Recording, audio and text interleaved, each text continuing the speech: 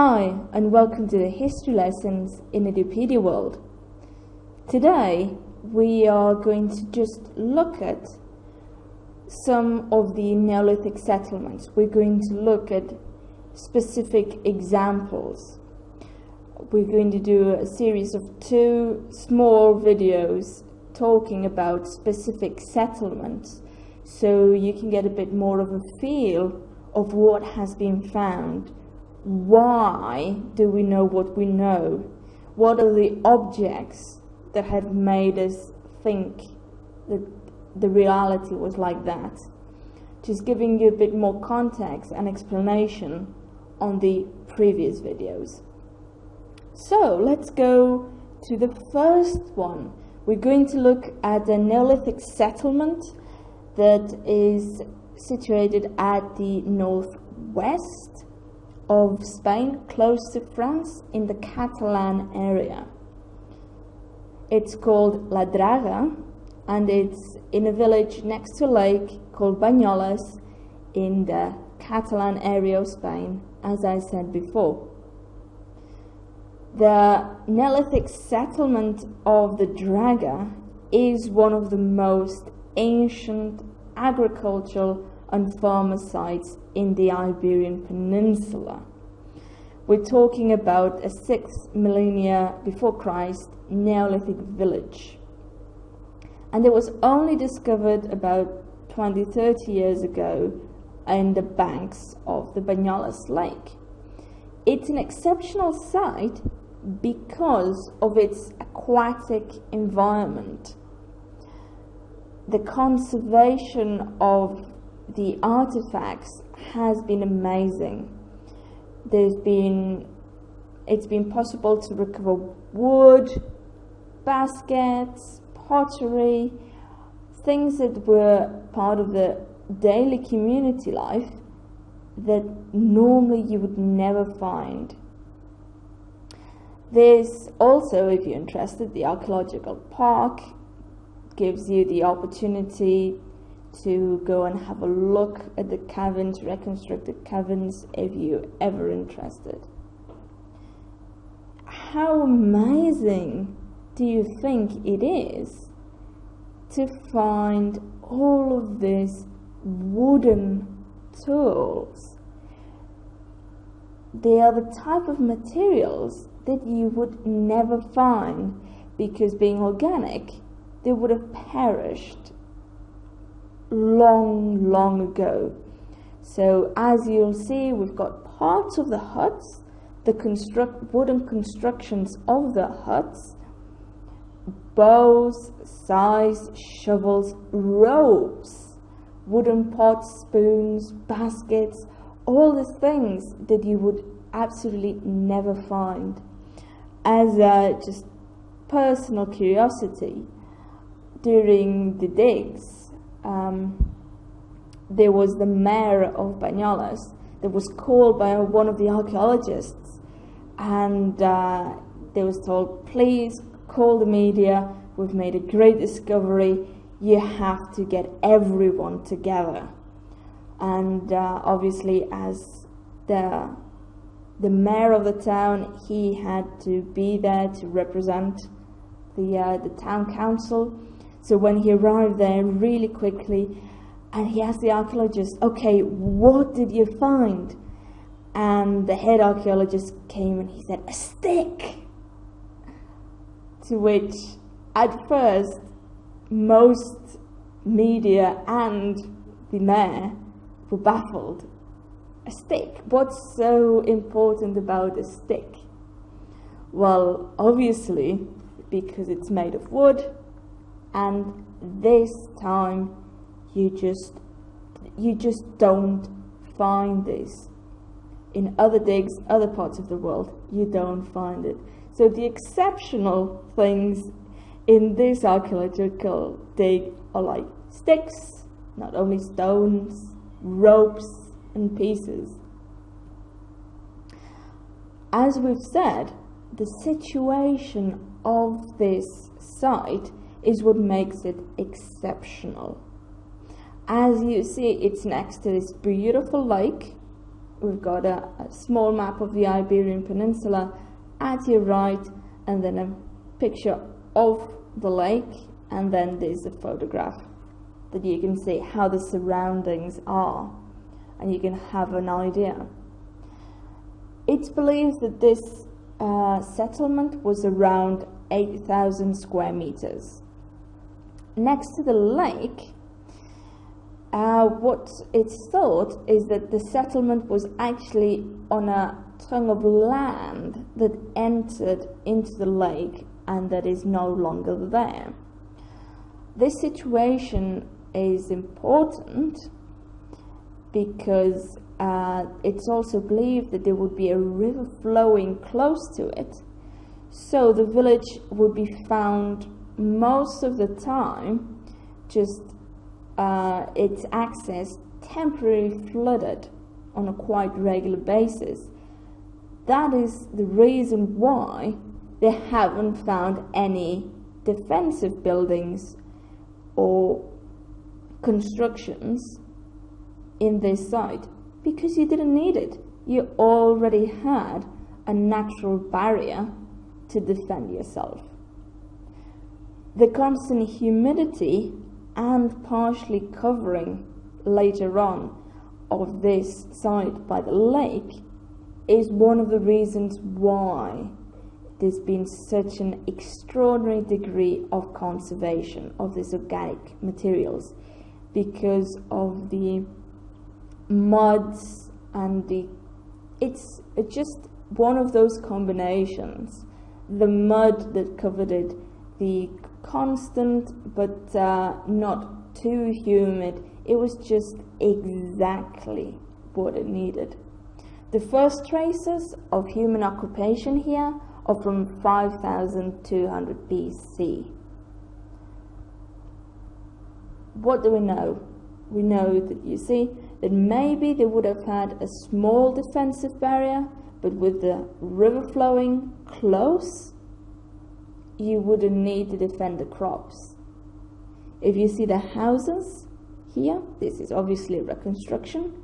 They would be closer to the lake, and then what we see behind would be the fields and the crops that they cultivated there.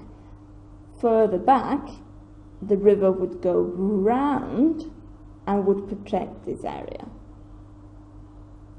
So, what have we discovered? With these wooden remains, they found the bases, specifically the bases of the huts and some parts of the walls. We know that in this case, not like in other places that we've talked about, the houses were square, 14 meters long and about 3 meters high, and they would be slightly elevated, as you see in the picture, to avoid floods. This is obviously a reconstruction. The materials that they used were mud, ropes, sticks and straw. As you can see clearly in the picture, the walls would be made of wood, and then they would cover it with a combination of mud and straw to insulate and make all the little holes well covered. The pieces that would make the skeleton of the house would be bound together by ropes, not by other pieces of wood as you find in other places. This case, they would keep everything together with ropes and then cover it with mud and straw, and then make this roof of leaves or dry straw again. We have very specific remains of what they cultivated. What you have here in the picture is a burnt pieces of wheat. How difficult is to find this?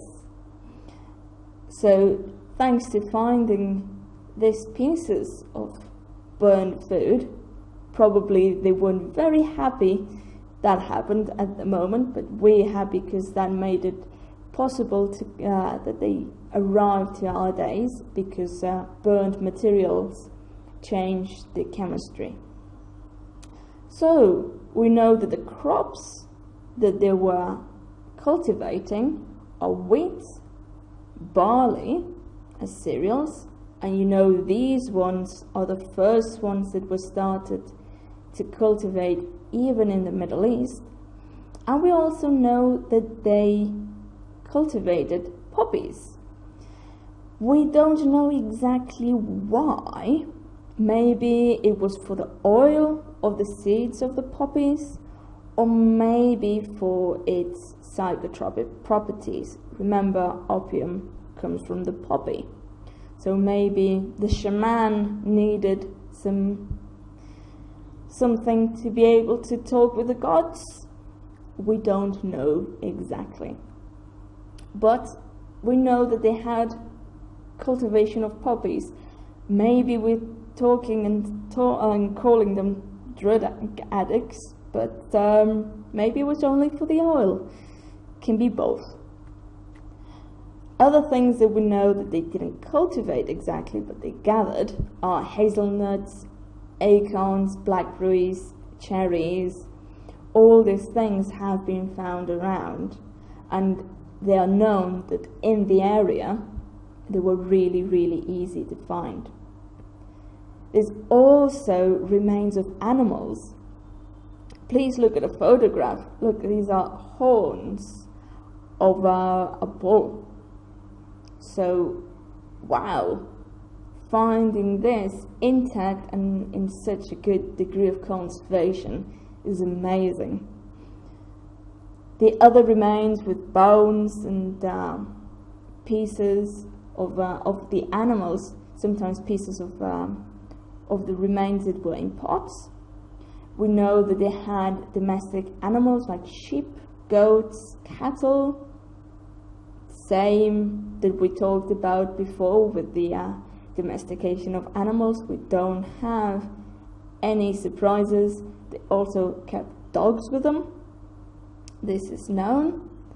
And they also kept hunting. Remember, humanity has never stopped hunting, really. There's always been a combination of both. What they hunted, well, they know they hunted wild goats. They've found remains of foxes, fish, oysters, even turtles. They have a lake next to them. They had a lot to be able to access. And finally, look at the pieces and the objects that were found. It's amazing. These are spoons, scythes, pieces of tools, and even there have been found spindles that you would use to make the wool of the sheep into a material that you can use to create clothing. This is one of what you would find, and they are not that different from the things that you could find 50 or 60 years ago in the same area. So these wooden pieces have been found to this date. It's more than 2,000 objects that have been recovered. This includes ceramic pieces, flintstone tools, necklaces, bracelets, rings, things made of seashells, wild boar teeth, or even stones from the coast. And this area, I tell you, is at least 40 minutes by car nowadays in normal roads to the coast. That means they also had trade. Well, this is just a small example. If you're ever interested and are in the area, search for Banyoles and the Neolithic site. It's open. If you have kids and you want to go there, there's loads of activities, and it's a small, really nice area that if you're holidaying around, you can also make the most and visit. I hope you enjoyed this example, and stay tuned for another example we're going to look at, this time from Scotland. I hope you enjoyed. See you next time.